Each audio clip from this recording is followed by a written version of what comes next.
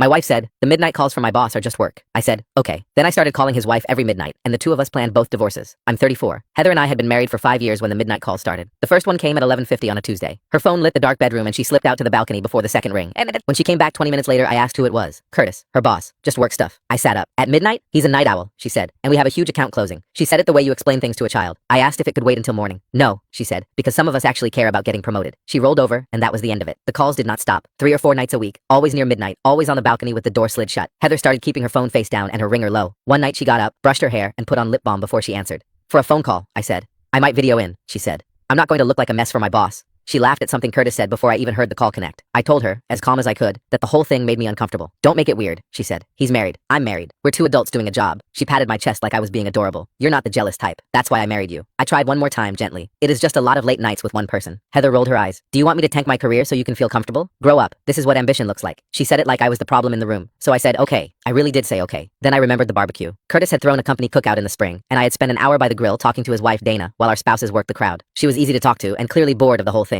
We had traded numbers because she wanted the name of our roofing guy. I still had it. So the next night, when Heather drifted onto the balcony at 11:55, I went down to the kitchen, sat at the table, and called Dana. She picked up confused. Quick question, I said. Is your husband on a work call right now? There was a pause. Yeah, she said. He's in the office with the door shut, because my wife is on our balcony with the door shut, and it's midnight, and the call is from Curtis. Dana went quiet for a long moment. He told me it was a big account closing, she said slowly. Funny, I said. That is the exact phrase I got. Neither of us said anything for a while. Then Dana said the thing that changed everything. This is the 4th night this week he has been in there past midnight. I stopped asking. So did I said. We stayed on the phone for almost an hour that first night. Mostly we were 2 people finally talking to someone who believed them. By the time we hung up, we had a plan to compare notes. We would call each other every night at midnight, the exact minute our spouses called each other. That became the routine. Heather went to the balcony. I went to the kitchen. She talked to Curtis about whatever it actually was, and I talked to Dana about the apartments we were each looking at, which bank accounts to separate, and which of us would move out first. We were planning 2 quiet divorces, 1 phone call at a time. Some nights Dana cried, other nights it was me. Mostly we made lists and laughed at how long our spouses believed they could keep this going. Curtis told me he stays late to mentor a junior analyst, Dana said once. Heather feeds me the same line about a big new client, I said. There was no junior analyst and there was no new client. Dana found a place across town before I did. I put a deposit on a small 1-bedroom near my office a week later. We were careful and we were patient, and the whole time our spouses thought they were the clever ones getting away with something. Heather never noticed. She was so busy taking her midnight calls that she never once wondered why I had suddenly stopped minding them. At one point, she even thanked me. See? You trust me now. This is what a healthy marriage looks like. Totally healthy, I said. Then one night she came in from the balcony early and heard me laughing in the kitchen.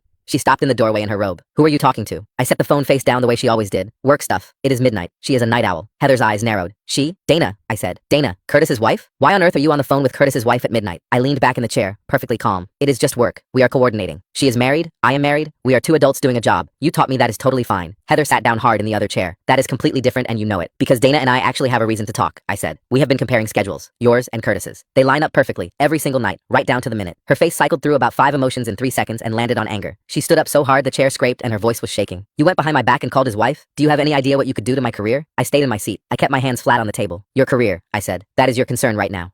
Heather started pacing between the fridge and the counter. Curtis is going to think I cannot control my own husband. I let her get it out. Then I asked her real simple, no yelling, no emotion. Why does Curtis call you at midnight every single night if it is just work? Why do you brush your hair before a phone call? Why do you put on lip balm? Why do you close the balcony door every time? She crossed her arms and leaned against the counter like she was the reasonable one in the room. Because you make everything into something it is not. Curtis and I are closing a major deal. Dana is paranoid. She has always been paranoid. And you are sitting here at midnight feeding into a crazy wife's delusions instead of trusting the woman you married. Her eyes got wet. She sat back down and put her hands on the table. Her chin was shaking. You are about to destroy 2 families over nothing, she said, over phone calls about spreadsheets and client timelines. If you loved me, you would trust me. For a second, I felt it. That pull. The voice that said maybe I had taken a few late-night phone calls and built them into something huge because I was scared. I thought about dropping the whole thing. Then my phone buzzed. It was a text from Dana. No words, just a screenshot. Curtis's credit card statement. 2 charges from the same restaurant on 2 different nights. I recognized the dates because those were 2 nights Heather told me she was eating takeout at her desk. The charges were for dinner for 2. The amounts matched sit-down meals. The dates matched exactly. I held up my phone and turned the screen toward her, then explained these. Heather stopped talking. Her mouth stayed open with no sound coming out. She stared at the screen, then reached for the phone fast, like a reflex. I pulled it back.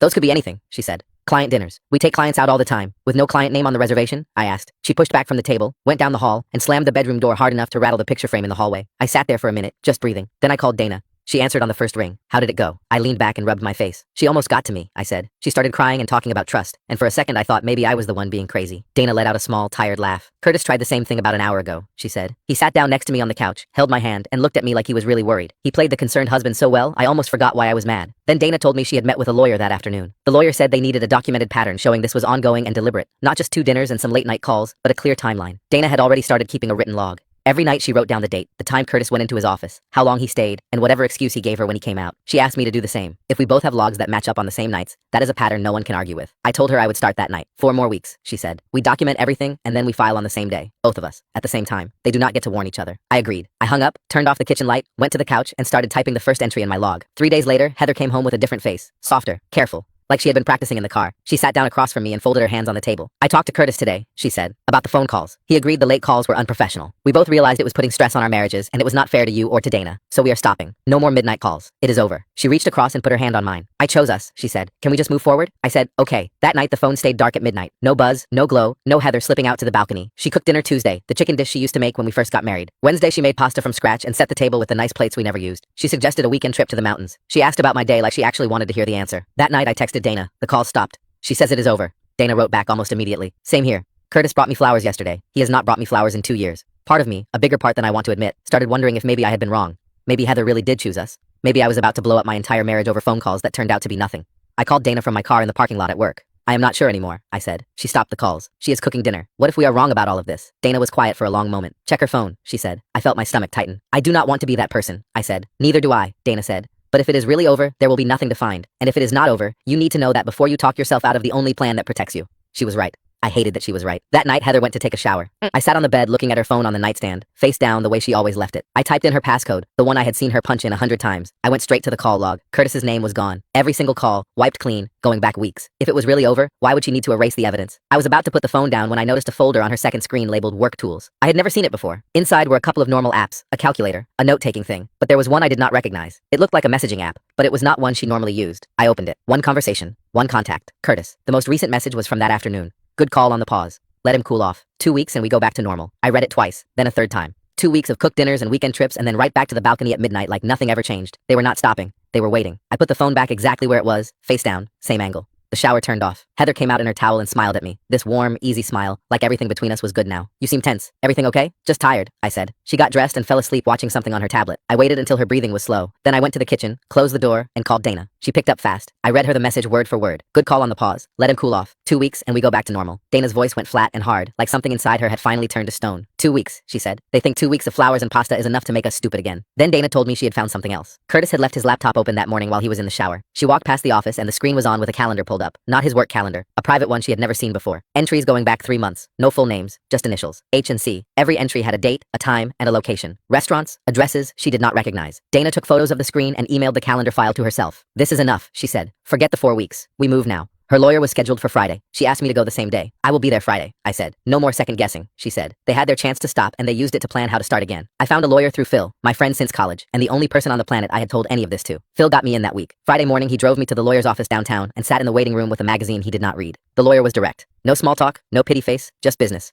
I handed over everything. The call logs I had been keeping in my notes app for weeks, every date and time and duration. The credit card screenshots from Dana, the 2 dinners at the same restaurant on the nights Heather said she was eating takeout at her desk. The screenshot of the message from the hidden app, the one about the pause and going back to normal in 2 weeks. And then the big one, the shared calendar Dana had copied from Curtis's laptop. 3 months of entries with just H and C and dates and times and locations. The lawyer went through it piece by piece. He took his time. He asked a few questions about dates and whether I could verify where I was on specific nights. Then he leaned back and said, "This is strong. The calendar alone is a problem for them, and the messaging app conversation shows intent to continue." He started drawing up the preliminary filing right there. I signed where he told me to sign and walked back out to the waiting room. Phil looked up at me and I just nodded. He nodded back. That was all we needed to say. The day before the filing, Heather sat down next to me on the couch, close, legs tucked under her, turned to face me with an open, hopeful look. "I have been thinking about something," she said. "About our future. I want to have a baby." She said it with wide eyes, earnest and bright, like she had just been waiting for the right moment. "I think it would bring us closer. Something that is just ours." My stomach turned. I knew exactly what this was. A baby would make a divorce 10 times harder. It would tie us together for the next 18 years at minimum. And if I filed while she was pregnant, I would not be the guy who left a cheating wife. I would be the guy who walked out on a woman carrying his child. Every person we knew would look at me like I was the monster.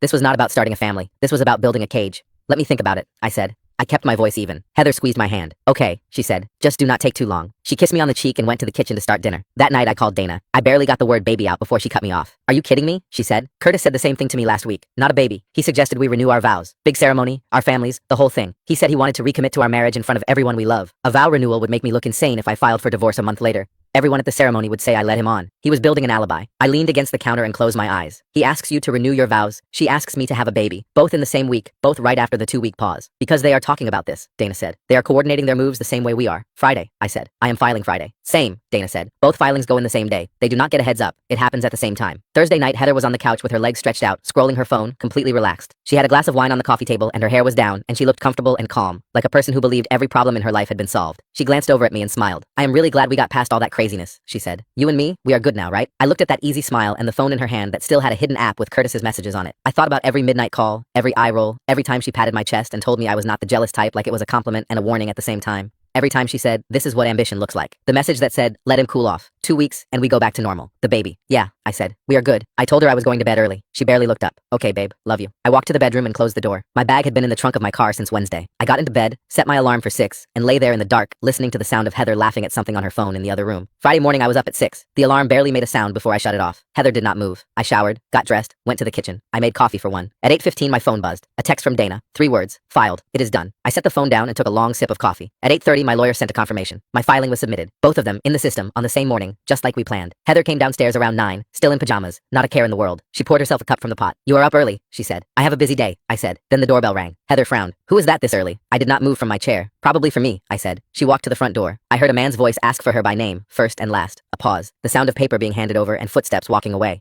Heather stood in the doorway for a long time. She came back into the kitchen holding a large envelope. She pulled the papers out slowly, and I watched her eyes move across the page. I saw the exact moment she understood because the color left her face like someone had pulled a plug. Divorce? Her face was white. You are divorcing me? Yes, I said. Her hands were shaking so bad the papers were rustling. Because of phone calls? Because of the messaging app, I said. Because of the shared calendar with your initials and his. Because you wiped your call history and thought I would not notice. Because 2 days ago, you suggested having a baby to trap me into staying. Heather's mouth opened and closed and nothing came out. Then she grabbed her phone and called Curtis right in front of me. Curtis picked up and his voice was fast and tight and panicked. Heather, not now. Dana just, he stopped. Dana just what? Heather said. Dana filed, Curtis said. His voice cracked right down the middle. She served me 20 minutes ago. How does she even have a lawyer? Heather lowered the phone slowly and looked at me. I watched the pieces fall into place behind her eyes one by one, like dominoes going down. You planned this, she said. You and Dana planned this together. Every night at midnight, I said. While you were on the balcony talking to him, I was in the kitchen talking to her. We compared every lie you two told us, every excuse, every schedule. You thought you were so careful. You were not even close. Heather started crying. Real tears, messy and loud, nothing rehearsed about them. It was not what you think, she said. Curtis pressured me. It was emotional. I never wanted to hurt you. I picked up my keys from the table. You told me this is what ambition looks like, I said. I guess this is what consequences look like. She stepped toward me. Please sit down. Please. We can fix this. I will quit my job. I will cut off Curtis completely. Just please do not walk out that door.